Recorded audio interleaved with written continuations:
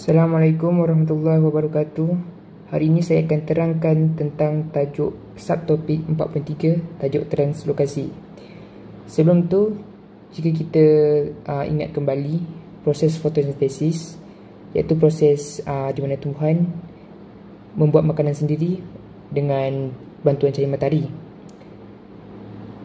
Kalau kita perhati balik, tak semua organ dalam tumbuhan boleh buat makanan sendiri, sebab tak semua organ dalam tumbuhan ni dia ada cukup klorofil dan terdedah dengan cahaya matahari. Contohnya, sel akar dia dekat bawah tanah, tak terdedah dengan cahaya matahari, dan batang dikurang klorofil. Jadi macam mana diorang nak dapatkan sukrosa ni untuk terus melakukan proses hidup ataupun membesar ataupun bertumbuh lagi? Sukrosa ni diperlukan untuk bertumbuh, untuk dapatkan tenaga. Jadi macam mana? Diorang dapatkan tenaga ni melalui translokasi, iaitu proses di mana dia ambil tenaga melalui sukrosa, dan sukrosa tu dibawa sepanjang laluan pengangkutan ni dan pergi ke sel diorang masing-masing. Jika kita perhatikan perkataan translokasi ini dia berasal dari perkataan Yunani yang bermaksud trans tu sendiri bermaksud menyeberang, dan locus bermaksud tempat atau kedudukan. Translokasi adalah bahan yang menyeberang daripada satu kedudukan, iaitu di daun, ke bahagian lain seperti akar ataupun bahagian tumbuhan lain lah. Ataupun secara formalnya, proses pengangkutan bahan-bahan organik di dalam phloem dari daun ke bahagian lain. Okey, kita pergi ke poin pertama. Jadi apabila fotosintesis ni dilakukan ataupun fotosintesis ni berlaku, sukrosa akan terhasil. Sukrosa yang terhasil ni dia hanya akan terhasil di dalam sel yang melakukan fotosintesis saja, seperti sel daun lah. So sel daun ni, kepekatan sukrosa diorang akan meningkat dan meningkat dan meningkat. Sel daun ni dia tak perlukan banyak pun sukrosa, dia perlukan sikit je, sebab dia hanya untuk sukrosa ni bantu untuk membesar je. Jadi sel daun ni dia terlebih sukrosa, dia perlu hantar ke bahagian organ lain. Secara tidak langsung, organ lain pun memerlukan sukrosa untuk terus membesar ataupun bertumbuh. Sukrosa dalam sel daun ni akan dihantar ke dalam tiub tapis. Dia akan dihantar ke dalam tiub tapis secara pengangkutan aktif.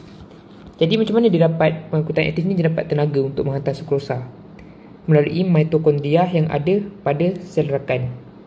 Jadi sel rakan dia membekalkan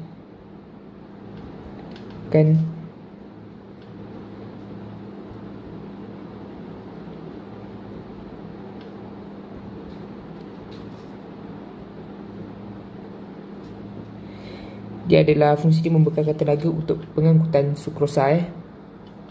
Jadi mitokondria ni akan membekal tenaga sukrosa, dia akan dihantar daripada sel daun terus ke tiub tapis. Itu adalah poin pertama. Okey.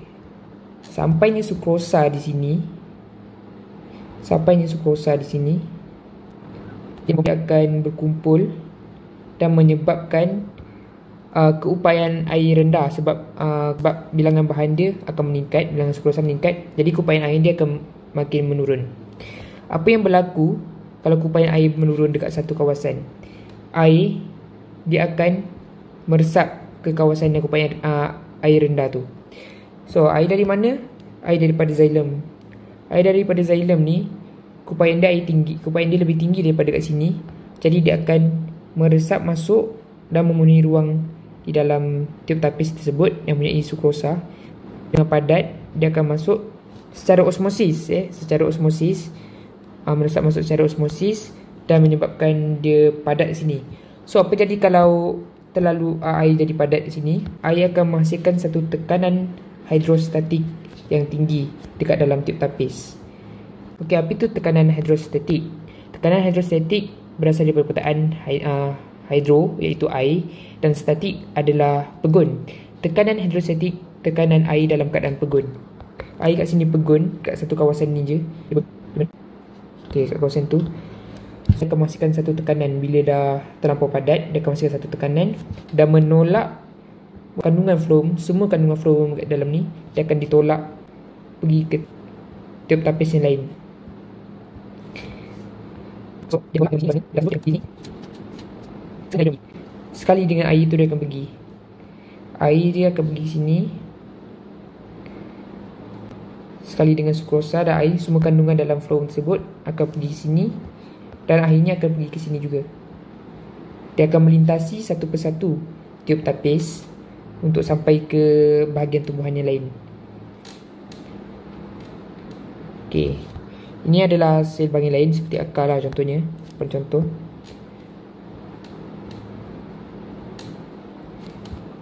Saya lupa tulis point kat sini.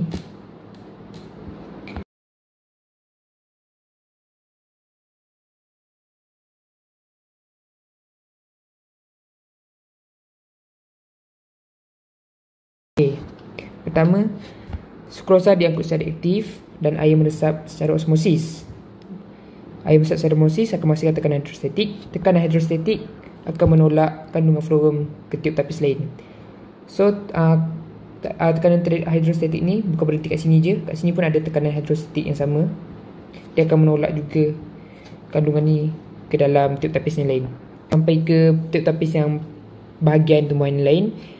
Dalam sel bahagian tumbuhan lain ni, dia kurang sukrosa. Means kepadatan sukrosa kat sini adalah rendah. Jadi kalau sini rendah, yang tinggi akan masuk ke rendah, akan pergi ke rendah. Maknanya sukrosa daripada tiup tapis akan memasuki sel lain lah, sel akar ke ataupun sel bahagian lain. Akan diangkut untuk masuk ke dalam sel lain. Okey. Jadi apabila kat sini dah diangkut, kat bahagian ni dah diangkut, sini akan jadi rendah lah, sini akan jadi tinggi. Sebab sini akan digunakan, sini akan jadi rendah. Kalau sini akan jadi rendah, kupaian air dia akan jadi tinggi. Rendah. So kupaian air dia akan jadi tinggi. Kupaian air tinggi, dia akan mencari kawasan yang mempunyai kupaian air yang lebih rendah, iaitu di dalam xylem. Sini akan jadi lebih tinggi daripada xylem. Dia akan meresap keluar dan memasuki xylem secara osmosis kembali. So, poin yang saya lupa tulis adalah